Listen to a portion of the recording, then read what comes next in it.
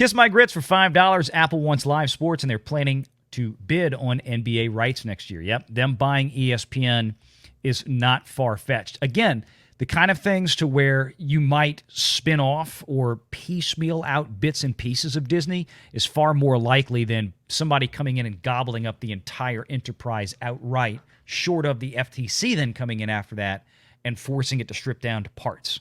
Just kind of like Disney had to do when they did with Fox. But yes, you're right. And of course, Disney is looking for a partner with ESPN on that one, and that may be Apple. So let me push back on Kiss My Grits on this one, in a friendly way, of course. But would Apple want ESPN, or would they rather get their own contracts and not have to carry the burden of what ESPN already has grandfathered into the studio, into the company, to the channel? Well, that's the other question, though, is how much has ESPN been involved with sports thus far? Versus politics? I meant Apple, sorry. How much has Apple been involved in sports so far? Let me rephrase that. Very little. So that's what I'm saying. That might even be something that's worth it more for them than anything else. Well, they want to get into it, as most of these streamers do, because they know live sports is eventually going to go to streaming almost exclusively as these cable contracts continue to dwindle due to advertising. Advertisers want to shift their attention into streaming. The problem is, the reason I bring up... Oh, go ahead. I was going to say there's just not enough out there in streaming yet that's getting the advertisers. They want to come in, but you have ad tiers that just aren't really being populated by subscribers. Like Netflix launches their ad tier. It's got a few million versus the large S, which is ad-free. Same thing with Disney Plus. The places where ads are working consistently are places like Hulu, Paramount Plus, I think even Peacock. Why? Because since day one, they've had an entry-level tier that was ad-based. They didn't start with premium and then try to slide an ad-based tier in years later. They started with ad-based tiers, and people were immediately accustomed to having that. Hey, $4.99, I'll watch some ads, but I'll get some premium content I can't get elsewhere. So that's been a big thing for them. Same thing with Hulu. I just bring it up because, and hey, Kara. Oh, you're welcome to hop in, Kara.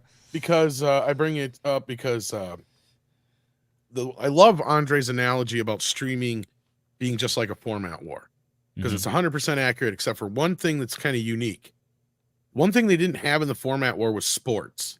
And sports is the one thing that I know could be the tipping point, because my dad is a great example of this. My whole life, his life has revolved around the Packers and the Brewers and the Bucks. So he's a cheese hat, huh? And the Badgers. Yeah. So anything that was going on. Does he have the foam cheese hat, though, Tom? Yes, we have plenty. All right. He's true blue. My point is, though, is that's the one thing kind of keeping him more so in the cable realm than it is in he bitches every time he has to use Yahoo or something like that to watch a Brewer game or something, like, because this last year or so here I've been starting to do that kind of thing. So I see that kind of being the tipping point in this whole thing, as far as like when sports goes almost exclusively to streaming, whoever gets the deals, the licenses for the football, especially in basketball and baseball, those are going to be the kings when it's all said and done and the chips fall, because that's where the men will finally get away from cable altogether and slide into streaming, because my dad is one of those last adopters at this point. He will not do it until that's the only choice he has. And very, very briefly, in case we've ever wondered if he was a robot. It's an exciting conversation. But very, very briefly, the other reason that Apple wants in on sports, for right or wrong, is Apple wants their Apple Vision, the virtual reality headset. They know that one of the biggest selling points for next-gen VR is the ability to sit courtside or sit right down there wherever you want inside a stadium or, what have you, whether it be to watch a concert and listen to a concert, or whether it is to watch an NBA game or be down there with the NFL. They know that is a huge selling point, and it's going to be a rush for these companies. Well, there's not many involved, but the very few who are in the VR landscape, it's going to be a rush to get those contracts set up and get them set up the way they want them to push that out to consumers. It's going to be a big, big deal for VR. Yeah, well, I'm just saying, I think go ahead, Valiant, since you're 10 feet away. No, I know. I was trying to fix something. That's why Disney is doing what they're doing, trying to co-brand with that Apple VR headset they signed on to the partnership with it. And Disney and Apple obviously had a very, very long-term relationship with one another. But that's a big reason why they're doing that, I think. And that's why I think that, to Kiss My Grits' point, I think the most likely partner for ESPN, I mean, Disney has to find somebody that has the cash, that can do it. And that kind of partnership would make a lot of sense with Apple. I know they want to talk about having partnerships with some of the leagues themselves, although nobody can really kind of understand what that relationship would really look like. Disney is still broadcasting. Disney is still they would ostensibly have the rights to stream it down the road.